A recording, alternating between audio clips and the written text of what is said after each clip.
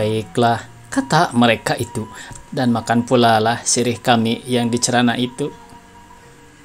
Sementara berkata-kata itu, Asri tidak lupa melayangkan pandangnya dengan tajam dan cepat kepada segala perempuan itu. Saniyah tiada kelihatan olehnya. Kemudian ketika ia memandang ke balik kain pintu kamar yang bergerak-gerak sebagai ditiup angin, tampaklah olehnya pintu kamar itu tergenggang, terbuka sedikit. Sebentar itu juga kelihatan pula olehnya dua buah mata terbelalak memandang kepadanya. Pikir Asri serta berpaling kepada kawan-kawannya dengan senyumnya. Sebelum bertunangan, Saniyah suka bercakap-cakap denganku bila aku datang ke rumah ini. Akan tetapi sekarang ia seolah-olah malu dan segan kepadaku. Jangankan bercakap-cakap, memperlihatkan dirinya pun ia takut. Kepada bundanya yang amat keras adatnya, ya, jika engkau sudah di rumah gadang kelak, barulah engkau tahu hidup bersuka-sukaan dengan bebasnya. Dalam pada itu Jamu dan Sepangkalan tidak berkeputusan, bercakap-cakap dengan halus dan ingat-ingat sambil makan sirih. Sejurus antaranya perempuan itu pun berangkat seorang ke belakang akan menyediakan makanan dan minuman. Sehingga akhirnya tinggallah perempuan tua-tua saja lagi. Akan Saniyah, rupanya tak senang hatinya tinggal terkurung seorang diri dalam kamar itu, dan ia pun keluar dan berjalan dengan kemalu-maluan ke belakang pula. Mula-mula ia memandang tenang-tenang kepada Hasan Basri dan kemudian kepada Asri dengan sekejap mata saja. Pada kedua macam pandangnya itu nyata sudah apa yang termateri dalam hatinya. Rupanya ia tidak cinta kepada tunangannya. Betul sekali peristiwa Saniyah sudah berkata dengan terus terang kepada bundanya bahwa ia tidak suka kepada orang muda itu. Itu lebih baik, kata bundanya itu.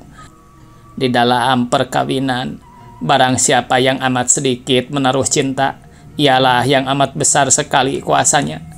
Akan tetapi hal itu jangan kau perlihatkan kepada Asri sebelum engkau bercampur dengan dia. Dan nasihat itu pun tiada dilupakan, melainkan selalu diingat-ingat oleh anak gadis itu. Sejam, 2 jam sudah berlalu. Jamu itu telah penat dan payah duduk bersila itu. Badannya panas, sebab kancing bajunya selalu terkunci, tidak boleh dibukanya. Hendak mengujurkan kaki tidak dapat karena mata sekalian perempuan tua itu. Lebih-lebih mata Rangkayo Saleh selalu mengintaikan kelakuannya dengan tajam. Lain daripada itu ada lagi suatu hal yang sangat menyiksa mereka itu. Perutnya lapar sudah. Kata Hasan Basri kepada Asri dengan berbisik-bisik. Rupanya kita sebagai dalam penjara di sini. Aku tidak tahan lagi. Asri mengangkatkan kepalanya dan memandang dengan sedih kepada sahabatnya itu. Ya, apa hendak dikata, kita dalam perjamuan orang, peremputan saja.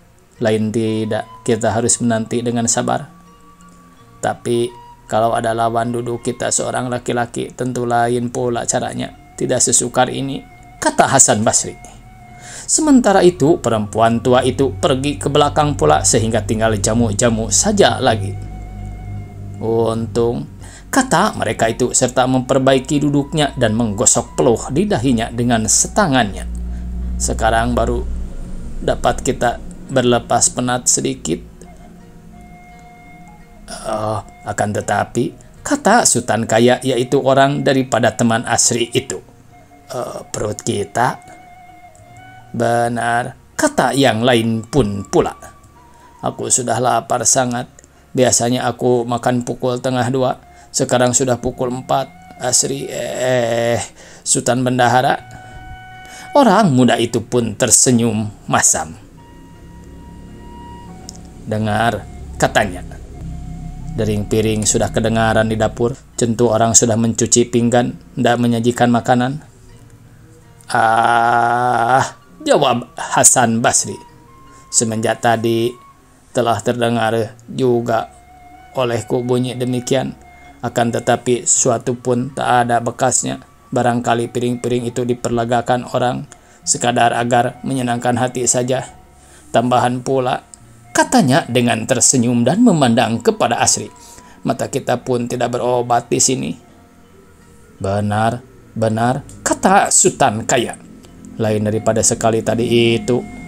Tak tampak lagi semarak rumah ini. Apakah sebabnya, Asri? Dan lagi aku heran sekali, kata kawan Asri yang lain pula. Kalau di rumah orang lain, Asri sangat riang dan suka bersenda gurau. Akan tetapi di sini seakan-akan terkunci mulutnya. Sebab Asri, kata teman yang lainnya pun pula. Jangan bersebut nama jua, mentuanya datang, bisik Sultan Kaya dengan lucu. Sultan Bendahara. Asri tidak menjawab, mukanya masam, hatinya kesal, dan perutnya berbunyi-bunyi karena lapar. Dan kebetulan Rangkayo Saleah kelihatan datang ke ruang tengah pula, lalu duduk di tempat tadi. Perempuan yang lain-lain pun duduk pula di dekatnya.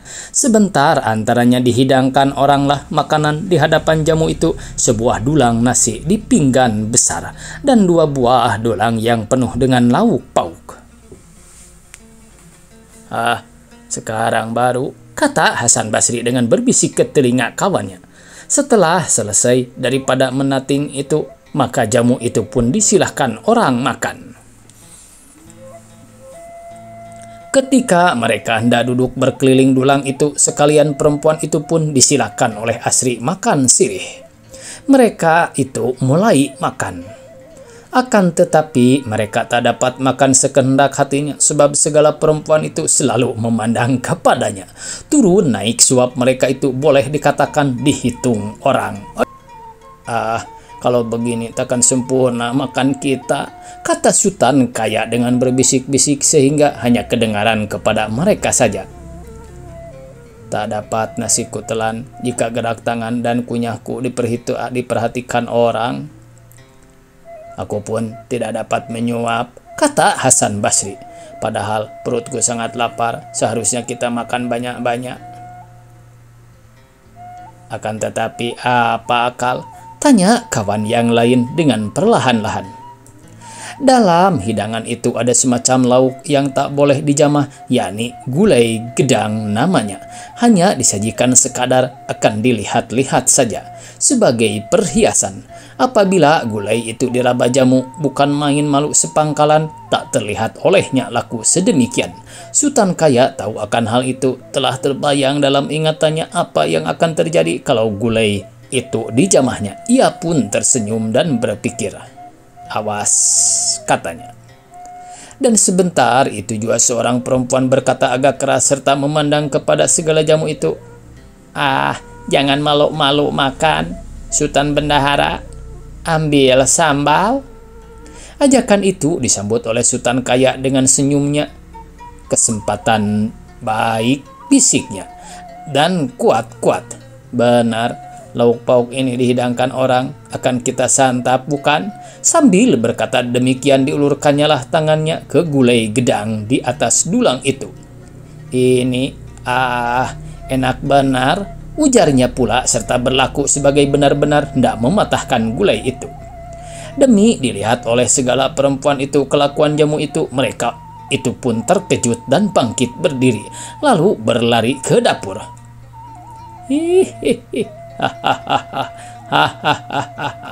Tertawa Sultan Kaya dengan suara tertahan-tahan serta meletakkan gulai itu kembali ke tempatnya.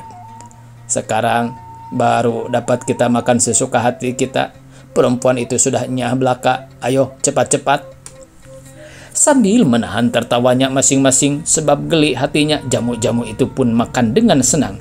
Tak usah menyuap dengan hemat, cermat, dan perlahan-lahan lagi sebab orang lengang. Sebentar antaranya mereka itu pun selesai daripada makan beradat itu. Telah kenyang perutnya.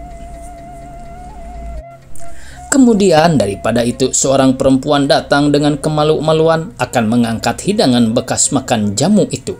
Lebih-lebih malunya lagi ketika dilihatnya gulai gedang itu tidak rusak apa-apa.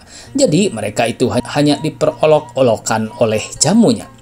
Tiada berapa lama antaranya penganan pun disajikan orang pula, akan tetapi jamu-jamu itu sudah boleh makan dan minum dengan senang. Sebab tidak diamat-amati lagi, rupanya segala perempuan itu tidak berani lagi menampakkan mukanya. Hanya mereka itu datang ke ruang tengah pula ketika jamu itu sudah mohon diri hendak pulang kembali. Sedang Asri serta kawan-kawannya berasa akan pecah perutnya gelak-gelak di tengah jalan sebab teringat akan peristiwa tadi itu. Rangkayo Saleah sangat geram hatinya. Ia berasa dihinakan oleh jamu dan menantunya sebab diperolok-olokan demikian itu. Dan mereka itu pun bersebut nama saja di rumahku ini.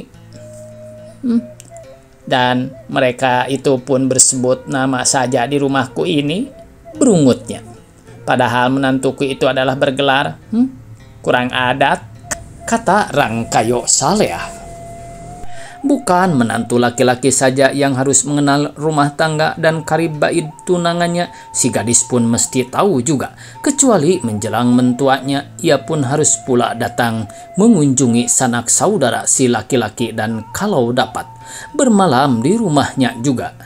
Di situ ia harus memperlihatkan mereknya jadi perempuan, seperti kepandaian masak-memasak, tertib dan sopan, budi bahasa yang halus, keadaban dan sebagainya. Akan Saniah, meskipun ia tinggi hati dan sombong, terpaksa juga menurut adat itu. Ia mesti menahan hatinya, menampakkan ramah tamahnya dan menarik-narik hati ipara besannya. Ia wajib berlaku demikian sebelum Asri tergenggam dalam tangannya. Begitu pesan bundanya dan pesan itu pun senantiasa diingatnya.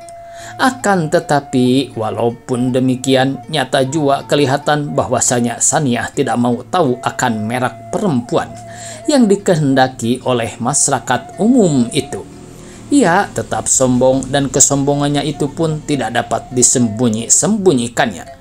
Oleh sebab itu, keluarga dan ipar besan Asri yang telah dikunjunginya sangat kecewa akan pilihan Asri itu. Lebih-lebih mengecewakan lagi peristiwa yang terjadi di rumah Gadang sendiri ketika ia datang bermalam di situ. Ia disambut oleh mentuanya yang ramah tamah itu dengan sukacita. Istimewa pula oleh Ibu Liah dan Asnah. Pada ketika itu dapatlah Asri menyampaikan cita-citanya, yaitu akan bertanya kepada tunangannya itu, adakah ia menaruh cinta kepadanya, dan adakah ia suka jadi istrinya. Dengan kemalu-maluan dan merah warna mukanya, pertanyaan itu dijawab oleh gadis itu dengan ya perlahan-lahan.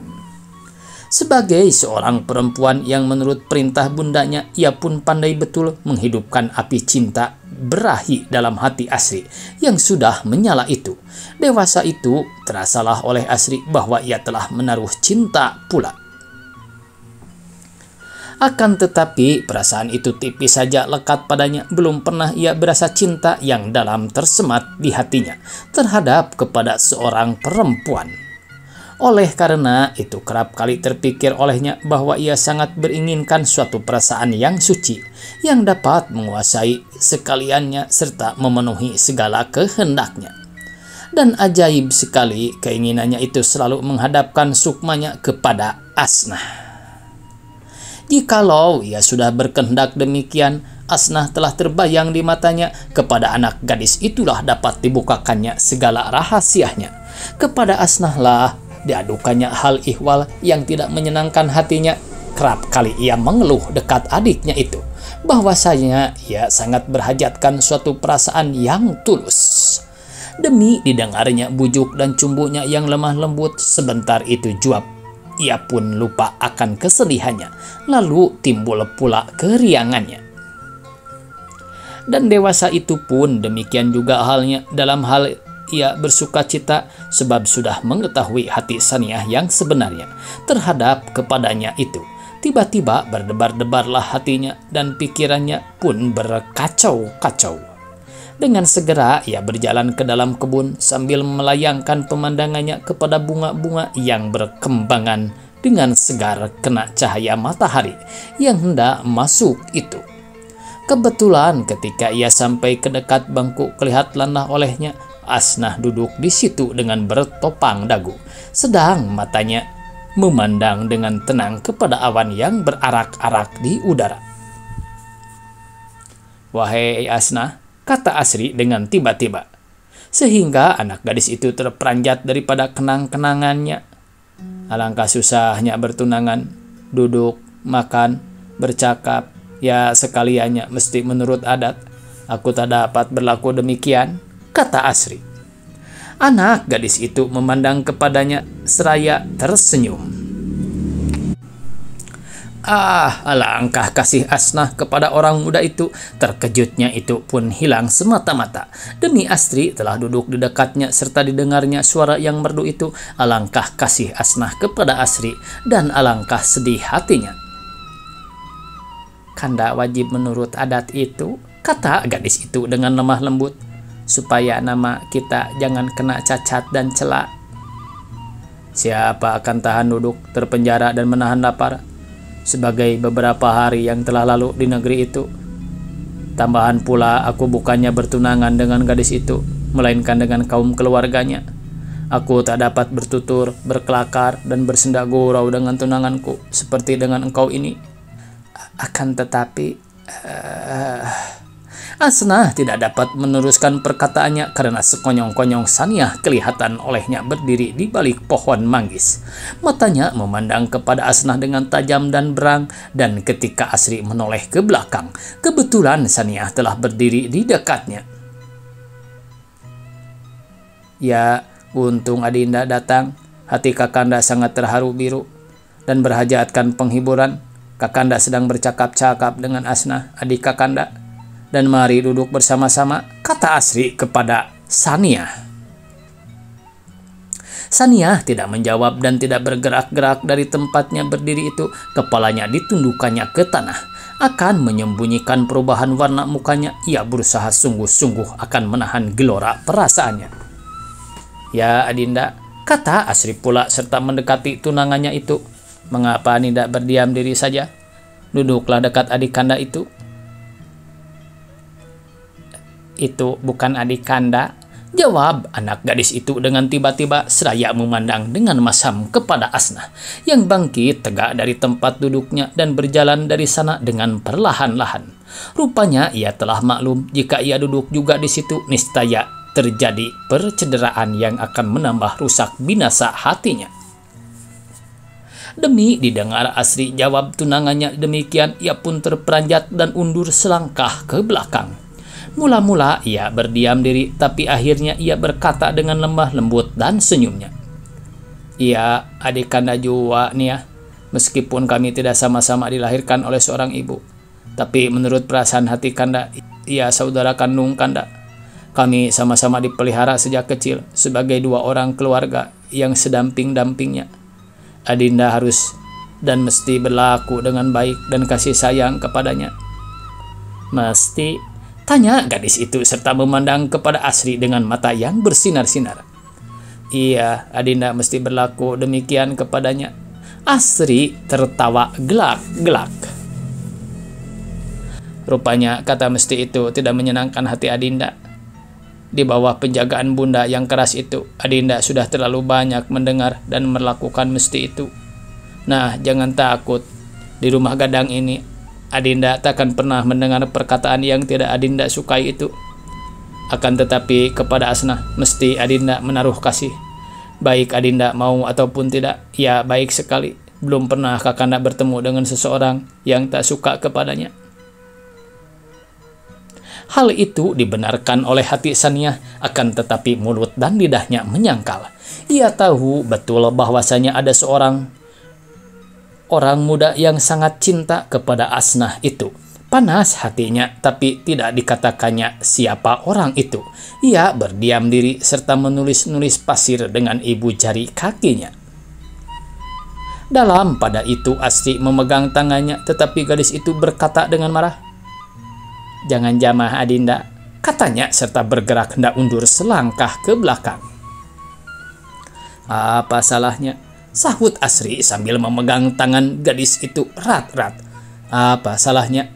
kita sudah bertunangan, jadi Adinda sudah kepunyaan Kanda. Sania mengernyitkan alis matanya. Walau demikian sekalipun, tapi tidak baik berlaku terlalu bebas sebagai dengan mainan Kakanda itu, katanya dengan suara tertahan-tahan tapi tajam. Kalau diperhatikan air mukanya ketika itu tak ubah seperti paras bundanya. Akan tetapi hal itu tidak kelihatan oleh Asri sebab darahnya tiba-tiba mendidih dan hatinya berdebar-debar amat kencang.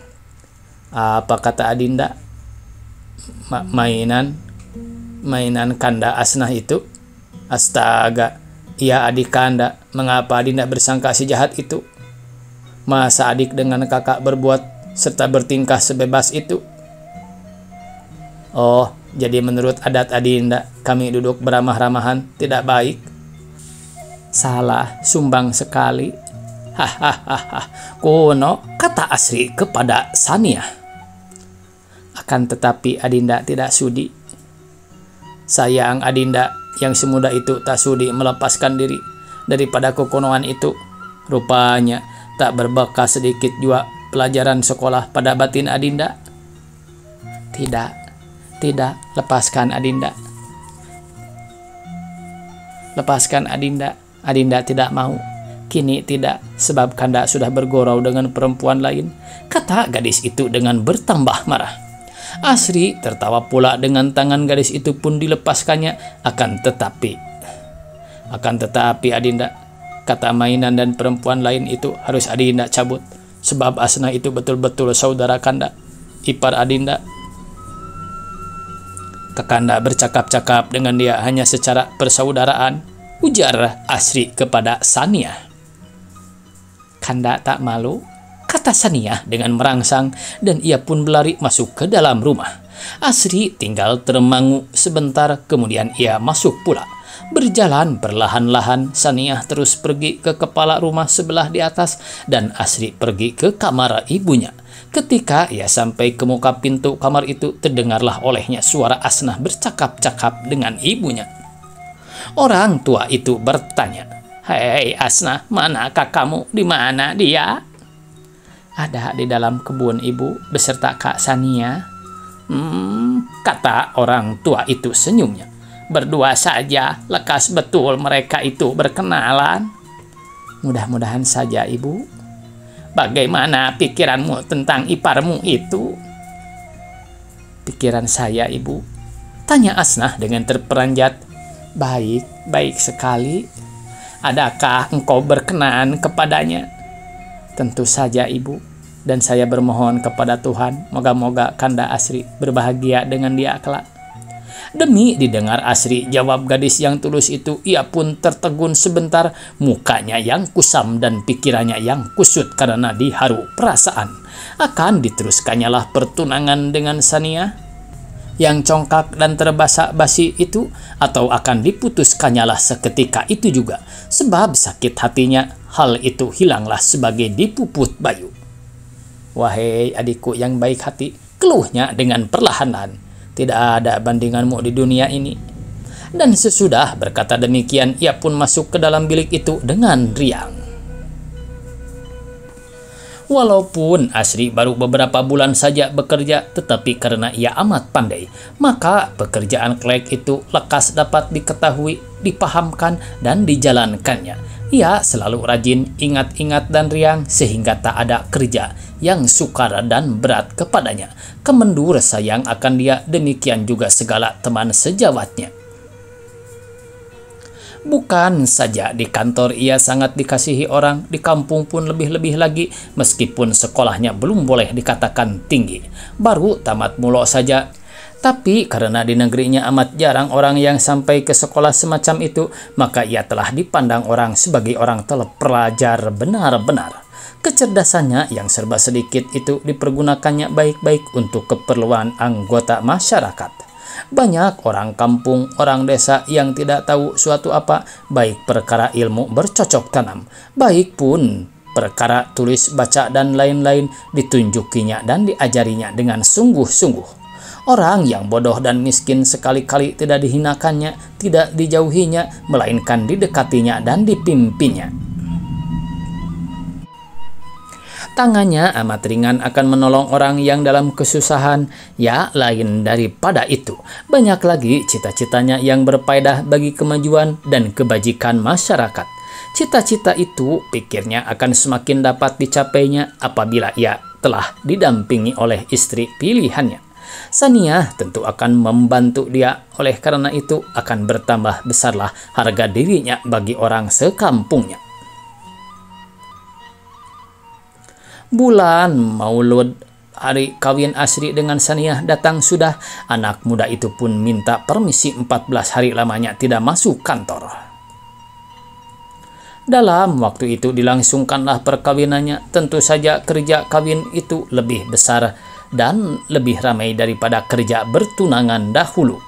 2 ekor kerbau disembelih. Segala kaum keluarga orang rumah gadang itu sudah dipanggil belaka, dan yang jauh-jauh telah dikirimi surat agar datang menghadiri kerja itu. Orang kampung dipanggil belaka, demikian juga sahabat kenalannya di Jakarta, semuanya mendapat kabar dari Asri tentang perkawinannya itu. Asri sudah dihiasi dengan seelok-eloknya. Ia memakai pakaian hitam, yaitu pakaian angkatan laras-laras masa dahulu. Ia di pinggangnya tersisip keris kebesaran, sedang ia bersarong gantung hingga lutut daripada kain bercukir atau bersungkit, yakni kain yang ditenun daripada benang emas. Sekaliannya itu barang pusaka daripada neneknya. Di kepalanya terletak destar saluk, dan pada kakinya terkena sepatu kulit perlak buatan Eropa yang indah dan berkilat. Ketika mempelai itu turun dari atas rumah ibunya diiringkan oleh beberapa orang baik-baik yang cukup lengkap dengan pakaian yang indah-indah pula, hendak pergi ke rumah anak darahnya. Ketika itu kelihatanlah air muka Asri lembab sebagai diseputi awan yang mengandung hujan. Matanya luyu dan sabak sepantun orang yang hendak menangis. Di situ terbayanglah perasaan hatinya yang tidak tetap. Sebentar sedih dan sebentar melayang kemana-mana. Kadang-kadang ia berasa takut akan menempuh rumah berukir itu, sebab seolah-olah tampaklah olehnya bahaya yang menantikan dia di sana. Kadang-kadang terpikir olehnya, niscaya ia takkan dapat lagi bersukaria dengan adik dan ibunya dengan bebas jika ia sudah terikat oleh suatu perkawinan dengan perempuan lain. Sangkanya, alangkah baiknya jika pergaulannya dengan kedua makhluk yang sangat dikasihinya itu tidak terganggu selama-lamanya. Lebih dahulu sudah terasa olehnya bahwa Saniyah akan berlaku sebagai orang asing di rumah gadang itu. Takkan mungkin ia dapat menyenangkan hatinya. Mustahil. Akan tetapi aku mesti kawin, katanya dalam hati. Dan kalau aku sudah beroleh anak kelak sebagai kedua anak Rusiah itu, niscaya ketika itu dapatlah aku bersenang hati agaknya. Dan Asnah tentu ia akan kasih kepada anakku itu, akan menjaga dia sebagai anaknya sendiri. Sementara itu mempelai dan pengiring laki-laki serta rombongan pengantar perempuan yang muda-muda sudah jauh dari rumah gadang itu. Mereka itu diarak dengan gendang, puput, dan serunai yang amat riuh rendah bunyinya. Di hadapan mempelai itu berjalan 3-4 orang perempuan, yakni orang menjemput. Seorang di antaranya menjunjung cerana yang telah disalin isinya alat penjemput selengkapnya di rumah orang tua mempelai tadi itu. Setelah beberapa lama berarak demikian, mereka itu pun sampai ke tempat yang ditujunya. Lalu disambut orang dengan upacaranya. Mula-mula berdiri di halaman, perempuan-perempuan penjemput maju ke muka, seolah membasuh ujung sepatu mempelai dengan air yang telah disediakan di dalam cerek dan diserahkan orang ke tangannya. Seorang lagi menyerahkan arai pinang yang telah tersedia juga seperti air itu ke atas kepala mempelai dan pengiringnya. Yang lain-lain melakukan tugasnya masing-masing pula. Setelah itu maka mempelai serta kawan-kawannya itu pun disilahkan naik. Lalu didudukan di kepala rumah sebelah kanan dan pengantar yang perempuan di bahagian sebelah kiri dekat anak dara. Yang telah duduk di atas pelamin, ia berpakaian keemasan sebagai tuan putri anak raja-raja Melayu dahulu kala, bukan buatan Anggun Saniah dewasa itu. Di antara orang yang menyambut kedatangan mempelai itu adalah hadir penghulu kedua belah pihaknya, yakni penghulu Asri dan Saniah. Akan tetapi lama sekali maka upacara nikah dilangsungkan. Lebih dahulu orang berpidato panjang berbalas-balasan pihak sepangkalan dengan jamu, yaitu puji memujikan perhelatan itu.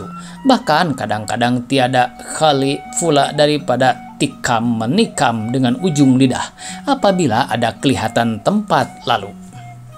Asri sudah gelisah mendengarkan, malah telah jemu dan bosan sehingga air mukanya berubah-ubah dan peluhnya sudah membasahi dahinya.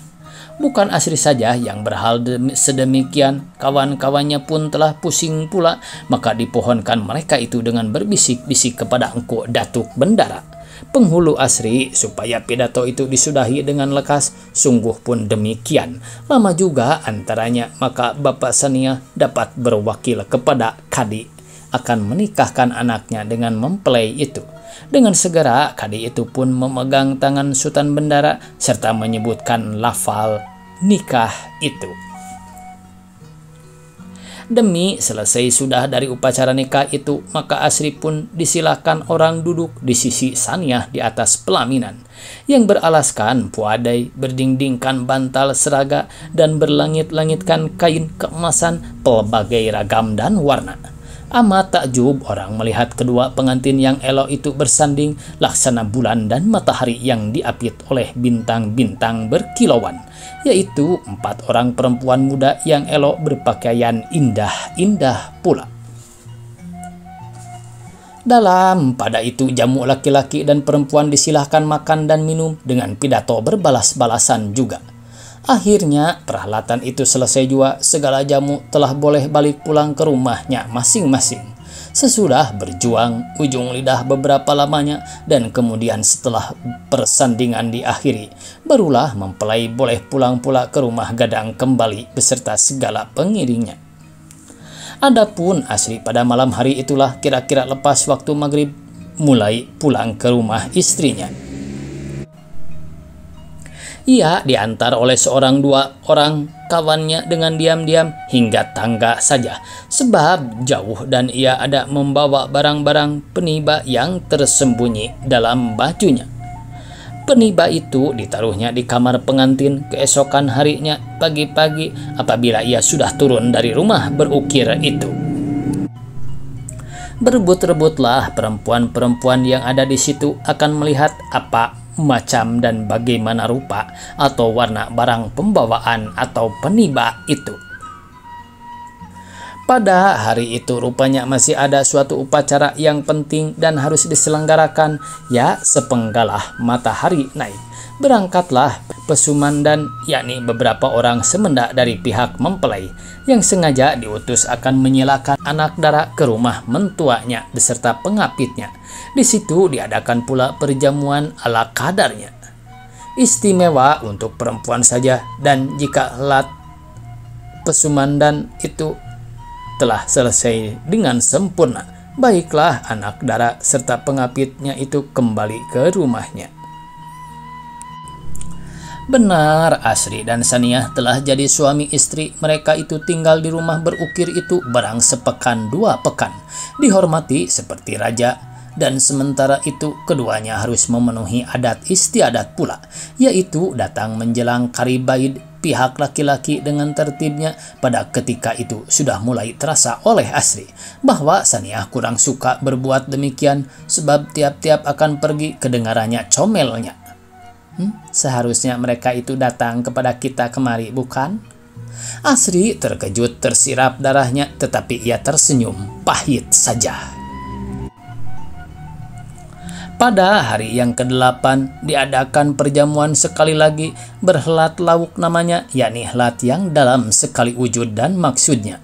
Pertama akan menyatakan bahwa perkawinan telah selesai dengan selamat, dan kedua untuk berkenal-kenalan antara segala kaum keluarga, kari bait dan ipar besan dari kedua belah pihak, laki-laki dan perempuan, dipanggil belaka. Di sana mereka itu tua muda harus mengetahui pangkat dan derajat kaum masing-masing, mana yang patut dipanggilkan bapak, engku, mama, tuan, kakak, adik, mana pula yang patut dipanggil nenek, ibu, dan sebagainya. Sebab aib dan cacat betul jika panggilan itu bertukar-tukar kelak. Asna hadir juga dalam perjamuan helat lauk itu, akan tetapi ia lekas balik ke rumah Gadang kembali beserta Ibu Liah. Katanya karena ia hendak menyelenggarakan bilik yang akan ditempati Saniah kelak. Dan baru ia sampai ke sana dimulainya lah bekerja dengan rajin apa yang terasa di hatinya dewasa. Hanya dia sendirilah yang tahu, akan tetapi mata Siti Maliah kerap kali memandang kepadanya dengan tenang dan tajam, maka tampak olehnya bahwa muka anak gadis itu pucat dan ia kerap kali mengeluh dan termangu-mangu. Ibu Liah sudah lama mengetahui hal anak gadis itu. Jika Asnah sudah tinggal seorang diri saja, kerap kali ia duduk termenung-menung. Ia tidak riang sebagai dulu lagi, dan hati perempuan tua itu pun tidak senang pula rupanya. Ia tidak setuju sekali-kali dengan pemilihan Asri itu. Pada timbangannya akan lebih baik dan lebih sempurna kiranya jika Asri kawin dengan Asnah, yakni sebagaimana diharap-harapkan jua oleh anak gadis itu dengan diam-diam. Sejak dahulu sudah terpikir oleh Ibu Liah seolah-olah kedua orang muda itu sama-sama menaruh cinta yang tulus di dalam hatinya. Dua sejoli rupanya. Ia tidak tahu atau tidak mau tahu bahwa di antara kedua insan itu ada terdiri suatu pagar yang tinggi yang tak dapat dilampaui. Mereka itu sesuku, jadi menurut adat tidak boleh jadi laki istri.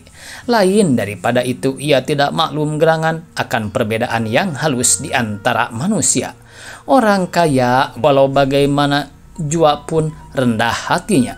Niscaya pandangnya mula-mula kepada orang kaya juga. Jadi ketika memilih tunangan dahulu itu, tentu Asri melayangkan matanya kepada gadis yang kaya-kaya saja, yang bersekolah Belanda sama dengan dia, lalu tampak Saniah olehnya. Akan Asnah tiada terpikir olehnya, tiada pertama karena ia miskin dan yatim piatu. Akan Asnah tiada terpikir olehnya, tidak pertama karena ia miskin dan yatim piatu, dan kedua karena dia selalu dipandangnya sebagai saudaranya. Sebab itu ketika Asri kawin dengan Saniah, bukan buatan kecewa hatinya, ia belas kasihan akan Asnah yang malang itu. Lebih-lebih waktu itu rasakan lurut hati jantungnya melihat Asnah bekerja dengan diam-diam memasang kelambu, sarung bantal, dan lain-lain di kamar yang disediakan untuk Asri dengan perempuan itu. Dalam pada itu Asri memanggil nama Asnah dari halaman. Ibu Liah memandang kepada gadis itu. Nyata benar kelihatan olehnya perubahan warna mukanya dari pucat pasi menjadi merah padam, dan ia pun berlari ke jendela. Kakanda, sudah balik dari negeri? Apa hajat Kanda kepada saya ini? Tanyanya sambil menengok ke bawah. Asri berdiri di halaman, pakaiannya indah-indah, yakni ia berbaju jas lakan hitam, bersaluk, bercelana lambuk, gunting Aceh, dan bersepatu hitam. Sedang di bahunya tersampai kain belapak, terbuat daripada benang emas. Demikian pakaian anak muda yang baru sudah kawin, yang biasa dinamakan orang pakaian pulang pagi. Ia menengadah ke atas seraya berkata dengan tersenyum dan menarik napas. Apa hajatku hendak melihat wajahmu Asnah? Di negeri banyak sekelilingku orang asing yang menjemukan hatiku, sehingga aku sangat ingin pulang kemari. Ia pun naik ke atas rumah lalu mengganti pakaiannya. Sesak dadaku, katanya sejurus kemudian. Dan ya, mari ke kebun sebentar Asnah. Aku hendak bercakap-cakap dengan engkau. Saya tengah menyelenggarakan kamar kanda. Kabarnya Kak Sania akan segera datang kemari, bukan? Jawab anak gadis itu. Ah, masih sepekan lagi. Sebelum itu kamar sudah siap hendaknya. Banyak yang hendak kukatakan kepadamu Asnah. Biar dia sendiri mengerjakan kerja itu. Kalau dia sudah di sini, atau Mak Cikliah, dan engkau, barangkali besok lusa aku tak dapat lagi bercengkrama dengan bebas, oleh sebab banyak kerjaku. Asnah mengeluh. Di sini saja kan boleh, katanya. Lebih baik di kebun, penting. Jadi saya mesti menurut kehendak kanda itu? Tentu saja. Ayo, lekas, ujar Asri sambil turun dari tangga belakang. Anak gadis itu menurunkan dia dengan matanya, air mukanya berseri-seri. Rupanya ia sangat sukacita sebab Asri sudah pulang dan dapat pula berkelakar dengan dia.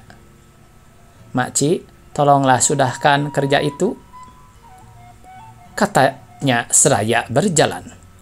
Baik, dan kerja itu sudah hampir selesai, bukan? Jawab orang tua itu sambil memandang kepada Asnah dengan sedih.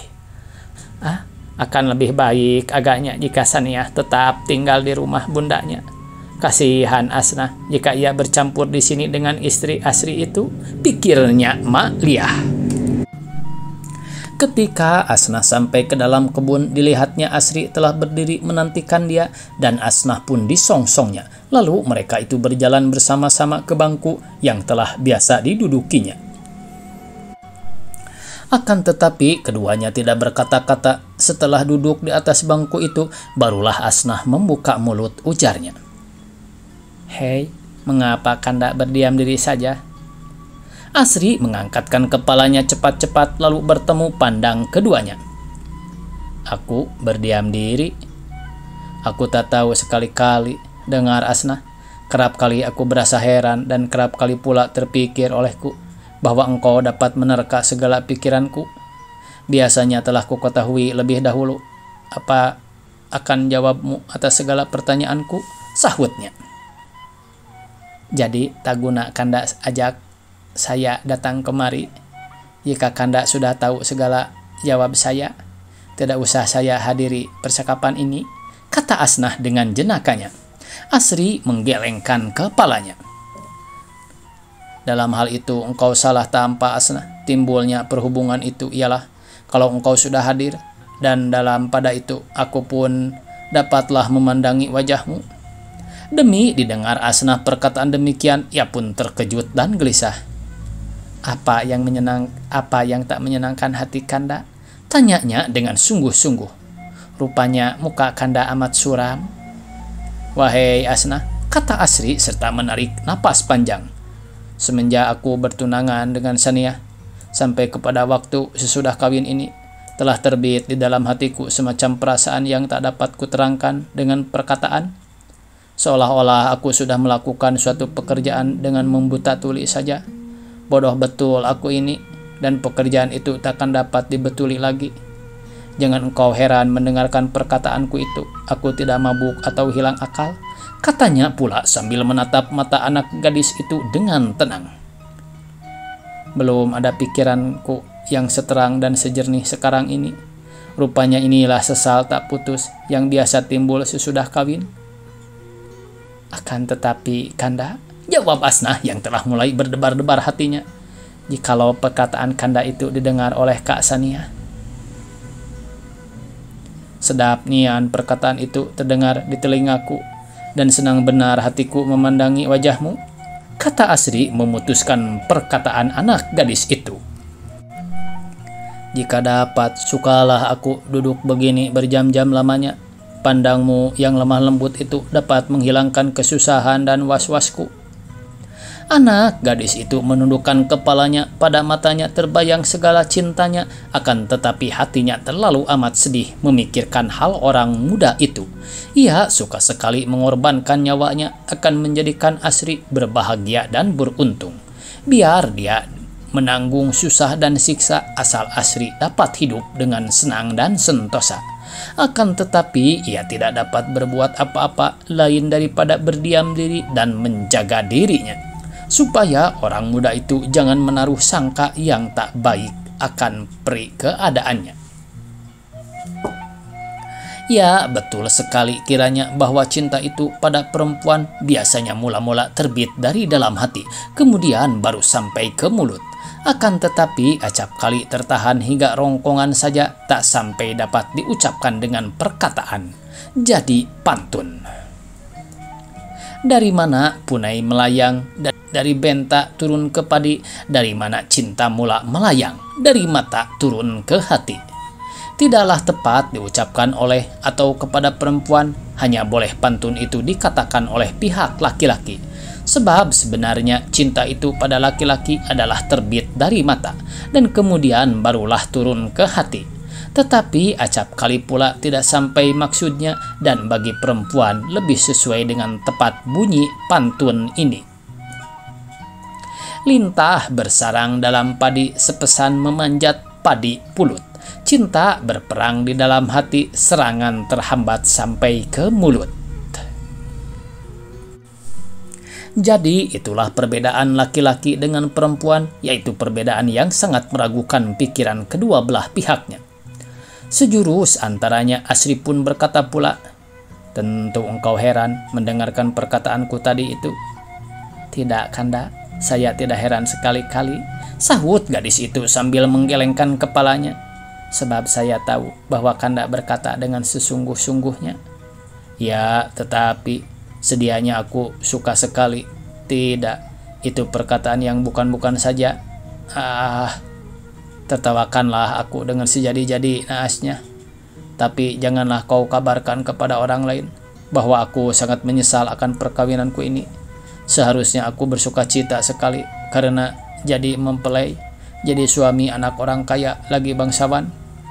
Akan tetapi kebalikannya, jika aku masih tinggal di rumah berukir itu dalam lingkungan mentuaku, niscaya aku jadi kaku dan bisu.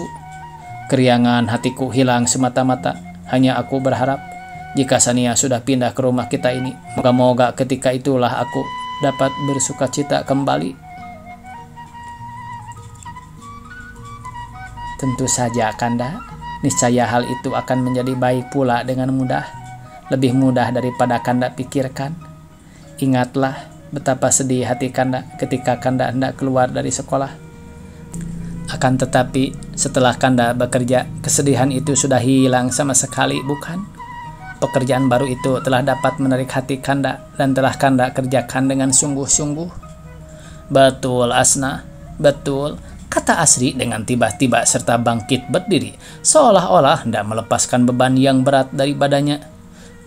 "Sesungguhnya engkau boleh meregang telingaku dan memarahi aku. Tak usah berkata semanis itu," kata Asri kepada Asna. "Boleh jadi nanti kelak," jawab anak gadis itu dengan jenakanya. Asri memandang kepadanya dengan lemah lembut dan hatinya pun sudah mulai senang pula. "Akan lebih baik sedianya, Asna, jika kita bertiga saja tinggal di rumah gadang ini, yaitu engkau, ibu, dan aku. Sebab aku tidak tahu adakah akan setuju betul Saniah dengan kita." "Kita usahakan sedapat-dapatnya," jawab anak gadis itu sambil tersenyum. "Bukan," kata Asri cepat-cepat. "Bukan kita yang harus berusaha dalam hal itu, melainkan dia sendiri wajib menurut kehendak kita. Keadaan dalam rumah ini tidak boleh diubah-ubah, melainkan harus tetap sebagai sedia kala." "Kalau Kakanda berkehendak demikian, mudah bukan? Kakanda lakukan sepanjang adat, tinggal di rumah istri." "Supaya aku betul-betul jadi kaku dan bisu maksudmu? Atau jadi orang pingitan yang makan hati?" kata Asri kepada Asna. "Jadi orang semenda, bangsawan yang disenangkan?" Tidak adikku. Berlawanan dengan cita-citaku kawin. Aku harus tetap girang, tetap tinggal dekat ibu dan engkau. Dan istriku itu harus berbakti di sini kepadaku dan keluargaku, serta pandai menyenangkan hati dan pandang mata masyarakat kita juga, sebab dia telah menjadi tanggunganku." Sesudah berkata demikian, air mukanya pun jadi keruh sebagai disaputi awan. Ia teringat akan perkataan Saniyah pada hari itu, yakni ketika ia mempercakapkan peri keadaan pada masa yang akan datang. Kata Saniyah kepadanya, "Tentu kita harus tinggal berdua saja di rumah gadang itu, Kanda. Hanya sekali-kali kita pergi mendapatkan ibu ke kepala rumah sebelah hilir." Demi didengar Asri perkataan istrinya sedemikian, walaupun sederhana bunyinya, berguncanglah hatinya. Ia tidak berniat sekali-kali hendak menjauhkan diri daripada kebiasaannya. Meskipun mereka itu semufakat akan tinggal di kepala rumah sebelah dan di atas. "Mengapa begitu?" sahutnya. "Seluruh rumah gadang tidak terbatas. Akan tetapi tentu akan lebih senang dan sentosa kita jika kita tak diganggu-ganggu orang lain," jawab Saniyah dengan sabar dan tenang. Ya, setelah itu ia tidak berkata-kata lagi. Hatinya sejuk dan tak peduli saja. "Asna," kata Asri dengan murung. "Ketika itu barulah nyata benar kepadaku bahwa Saniyah betul-betul anak bundanya. Darahku, aku segera mohon diri," kataku. "Aku hendak kemari karena pekerjaan masih banyak yang wajib kuuruskan." Ia tidak menjawab, melainkan bersungut-sungut dan mengarutkan kening sesukanya. Hal itu tak dapat menghilangkan sesuatu yang telah berurat berakar di dalam hatiku. Ujarnya pula dengan tegas, "Kita ketiga-tiganya, engkau, ibu, dan aku, sudah menjadi satu dari dahulu. Dan sekarang takkan dapat kesombongan Saniyah itu mencerai-beraikan kesatuan itu." Asna menentang mata Asri tenang-tenang, maka nyata kepadanya bahwa apa-apa yang diucapkannya itu tiada luput daripada desakan perasaan sesal, kesal, dan marah. Kasihan gadis yang budiman itu pun berkata dengan ramah dan manis, "Kalau pendirian Kakanda sudah setegas dan setetap itu, apa jua pun takkan dapat menggelisahkan hati dan meragukan pikiran Kakanda.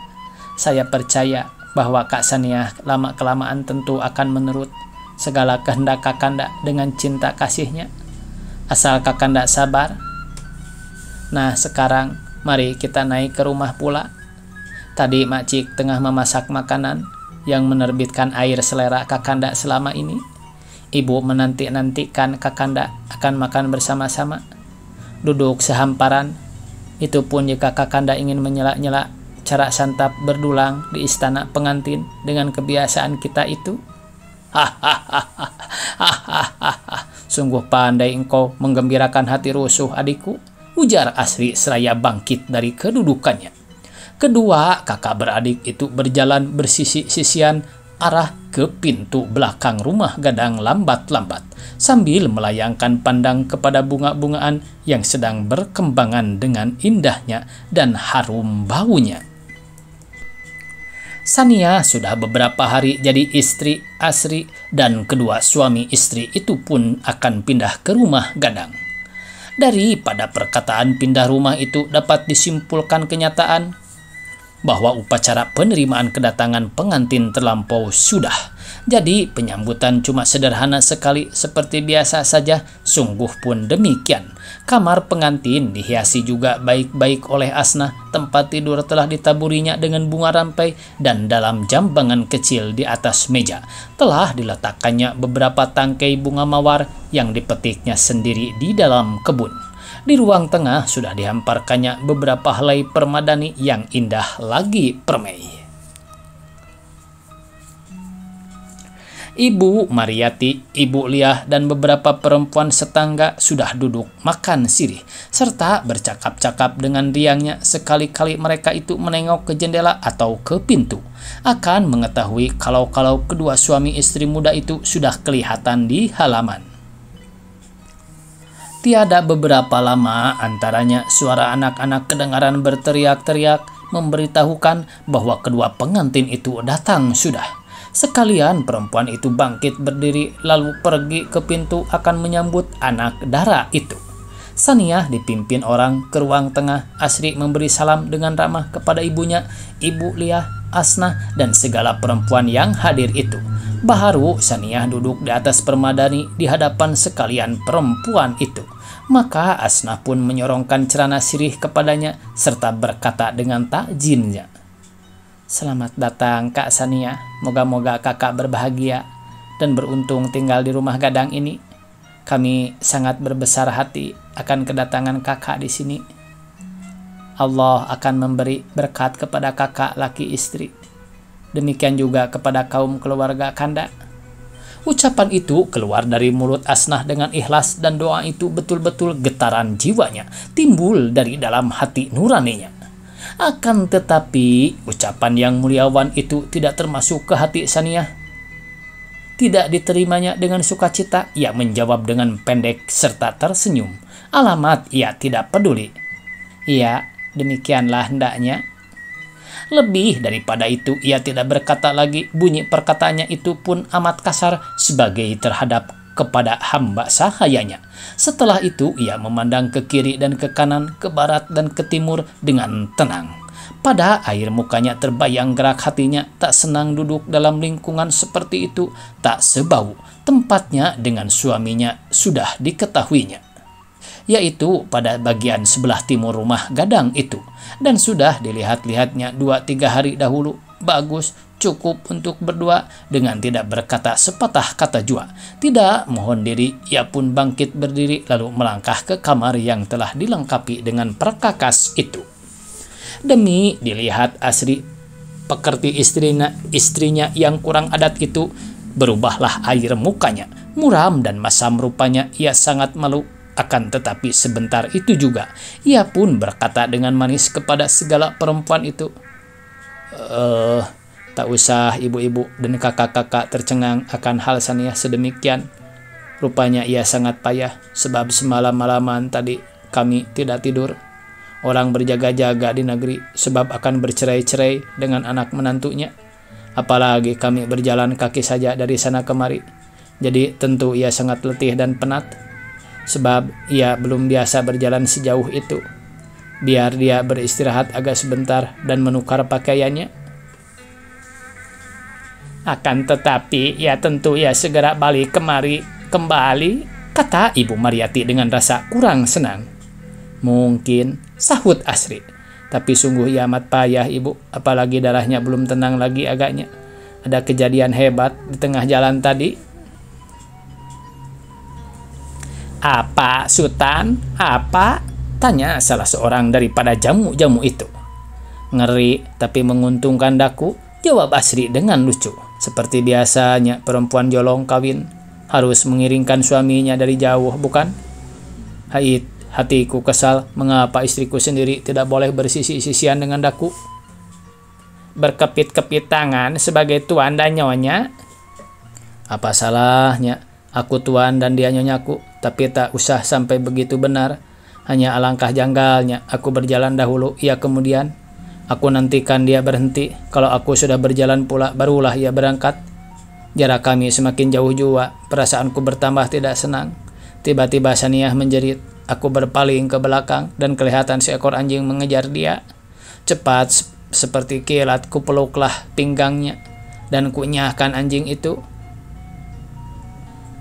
"Oh, sampai digigitnya?" tanya jamu-jamu itu dengan cemas. "Tidak, binatang itu lari berkepit ekor. Dan sejak itu Saniyah nyonyaku itu sudah berpegang-pegangan tangan dengan daku sampai ke sudut halaman." "Anak nakal," kata Ibu Mariati dengan muka masam. "Ada-ada saja akalmu melanggar adat. Patut Saniyah marah dan tertawa segala perempuan itu dengan geli hatinya. "Kalau diketahui oleh mentua Sultan, niscaya berguncang sendi rumah berukir." Asri agak kemalu-maluan. "Hei Makcik Liah," ujarnya, sambil menoleh ke kiri dan ke kanan akan mencari perempuan itu. "Mana air kopi dan kue-kue? Mengapa tidak diberi minum segala jamu ini?" Tak usah bersusah-susah pula, Sultan Bendara," kata seorang perempuan seraya tersenyum. Sebagai kami ini jamu yang datang dari jauh, kami orang setangga belaka, bukan? Kedatangan kami sekali ini hanya sekadar hendak memperlihatkan hati yang suci dan muka yang jernih kepada istrimu. Orang setangga baru kami. Nah, selamat tinggal Sultan, Ibu Mariati, dan As. Hei, kemana Asnah tadi?